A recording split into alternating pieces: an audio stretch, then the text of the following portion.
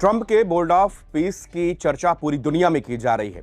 इसके दो कारण है। पहला कारण तो यह है कि किसी भी देश के पास ऐसा कोई अधिकार नहीं है कि वो ऐसा कोई प्राइवेट क्लब बनाए और इसमें मेंबरशिप के नाम पर मोटी रकम वसूले।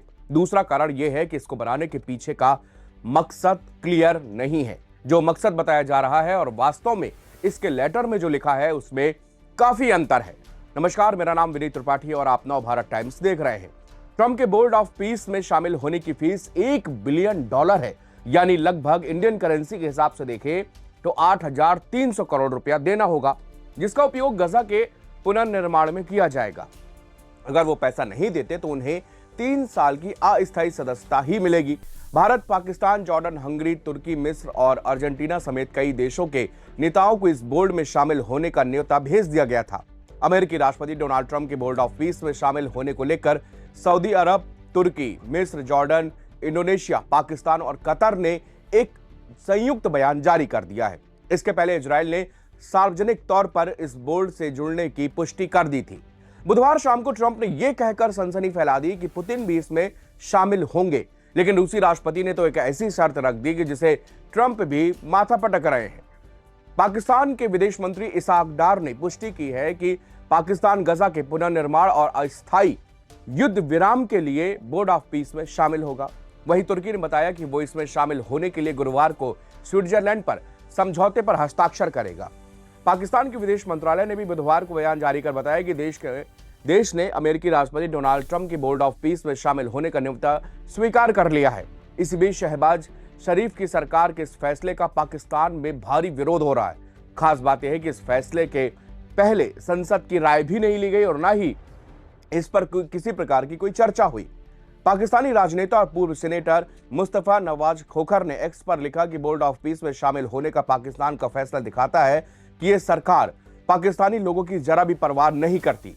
उन्होंने कहा कि बिना किसी सार्वजनिक बहस और संसद की राय के बिना इसमें पाकिस्तान शामिल हो गया।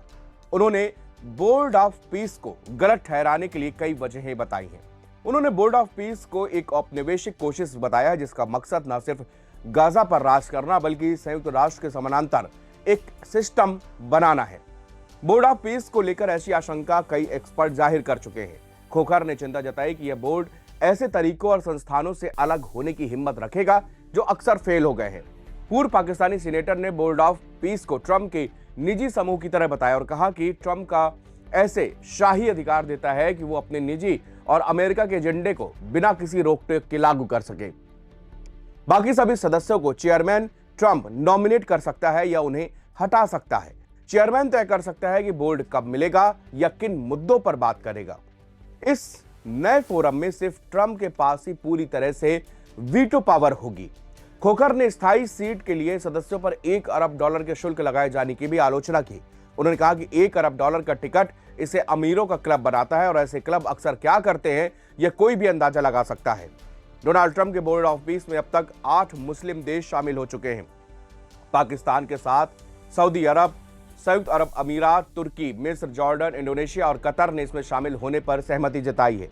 इजराइल ने पहले बोर्ड में तुर्की और कतर की मौजूदगी पर आपत्ति जताई थी, लेकिन बुधवार को प्रधानमंत्री नेतन्याहू के कार्यालय में इससे इजराइल के शामिल होने की घोषणा कर दी गई। ट्रंप ने दुनिया भर के 59 नेताओं को इसमें शामिल होने के लिए न्योता भेजा, जिसमें भारत भी शामिल है। पाकिस्तान ने जहां न्योता स्वीकार कर लिया है, वहीं भारत ने अब इस पर अभी कोई फैसला नहीं लिया। बोर्ड का मकसद गाजा में सीज फायर समझौते की देखरेख करना और दूसरे झगड़ों को भी सुलझाना है। अब तक यह स्पष्ट नहीं है कि ट्रंप के इस बोर्ड में कितने देशों के शामिल होने का न्योता दिया गया है। UAE, Bahrain, Albania, Armenia, Azerbaijan, Belarus, Hungary, Kazakhstan, Morocco और वियतनाम पहले ही इसमें शामिल हो चुके हैं। बुधवार को वेटिकन ने भी पुष्टि कर दिया पोप लियो को न्योता मिला है। हालांकि वो इसे स्वीकार करेंगे या नहीं यह अब तक स्पष्ट नहीं हुआ। उधर स्लोवेनिया के प्रधानमंत्री रॉबर्ट गोलोब ने कहा कि उन्होंने यह न्योता ठुकरा दिया है क्योंकि यह संस्था अंतर्राष्ट्रीय व्यवस्था में खतरनाक तरीके से दखल देती है। टाइम्स ऑफ इजराइल के मुताबिक बोर्ड ऑफ पीस के ड्राफ्ट चार्टर में गजा का नाम तक नहीं लिखा। इसमें लिखा है कि उन पुरानी संस्थाओं और तरीकों से हटकर चलने की हिम्मत दिखानी होगी जो पहले नाकाम हुए हैं। चार्टर में एक तेज और असरदार अंतर्राष्ट्रीय शांति संस्था की जरूरत बताई गई। चार्टर में लिखा है कि बोर्ड स्थायी शांति लाने के लिए काम करेगा उन इलाकों में तो सक्रिय रहेगा ही जहां संघर्ष चल रहा है, बल्कि जिन इलाकों में संघर्ष होने का खतरा है वहां भी बोर्ड काम करेगा। इसमें यह परिभाषित नहीं किया गया कि संघर्ष होने के खतरे से आशय क्या है। इसके अलावा बोर्ड डोनाल्ड ट्रंप की व्यक्तिगत अध्यक्षता में काम करेगा। भले ट्रंप राष्ट्रपति रहें या ना रहें, वो इस बोर्ड के अध्यक्ष हमेशा रहेंगे। अध्यक्ष को तभी हटाया जा सकता है जब वह खुद ही इस्तीफा दे या कार्यकारी बोर्ड के सभी सदस्य उन्हें अयोग्य घोषित करें। हालांकि कार्यकारी बोर्ड में ज्यादातर ट्रंप द्वारा चुने ही लोग हैं। इजराइल को अमेरिका के पास बोर्ड ऑफ पीस के सदस्यों पर आपत्ति थी। इजराइल ने कहा कि बोर्ड के गठन से जुड़ी हुई शुरुआती बातचीत में उसे शामिल नहीं किया गया। इसका गठन इजराइल के अधिकारियों से बगैर समन्वय किए हुए किया गया। हालांकि बाद में इजराइल ने बोर्ड ने इसमें न्योता को इसको स्वीकार कर लिया। ओपी जिंदल ग्लोबल यूनिवर्सिटी के प्रोफेसर और Jindal centre for Israel studies के डायरेक्टर खीवरा जांगिर कहते हैं कि इजराइल बोर्ड ऑफ पीस के गठन से सहमत नहीं था, क्योंकि इसमें तुर्की और कतर जैसे देश भी शामिल हैं।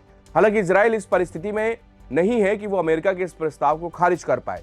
मुमकिन है कि वो बाद में इसकी मांग कर सकता है कि बोर्ड में किसकी बात को तवज्जो दी जाएगी या किसकी बात को तवज्जो नहीं दी जाएगी। अब ट्रंप के इस बोर्ड ऑफ पीस को लेकर पूरी दुनिया भर में खलबली मची हुई है। सभी का कहना यह है कि आखिरकार इसके पीछे का मकसद क्या है। ट्रंप जिस तरह से ग्रीनलैंड, वेनेजुएला और कनाडा को लेकर हावी हुए थे और उसी के बीच में ये इसकी घोषणा की गई, उससे ये बात साफ जाहिर होने लगी कि ट्रंप के एजेंडे के तहत ही ये काम करेगा। क्योंकि इससे पहले यूएन यानी यूनाइटेड नेशन जैसी एक संस्था है जो पूरे विश्व के 206 देशों का लेखा जोखा रखती है और इसमें सभी शामिल जो सदस्य होते हैं वो पूरी वैश्विक एक नीति के तहत काम करते हैं। लेकिन ट्रंप बोर्ड पीस का जो ये मामला है, ये सिर्फ इसकी अध्यक्षता हमेशा ताउम्र जो है वो ट्रंप ही करेंगे।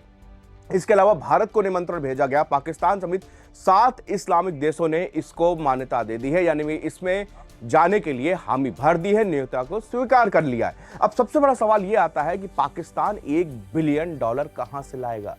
$1 बिलियन अगर इंडियन करेंसी के हिसाब से 8300 से 8300 करोड़ रुपया यहां पर होती है, तो फिर पाकिस्तानी करेंसी में और उसकी मात्रा तो और ज्यादा होगी। पाकिस्तान के जिस तरह के हालात जो कि अभी नजर आ रहे हैं, उसको देखते हुए ये लग रहा है कि पाकिस्तान जहां पर अर्थव्यवस्था की मार झेल रहा है, उसको अपने खर्चों के लिए इन IMF से लोन लेना पड़ रहा है, फंड लेना पड़ रहा है।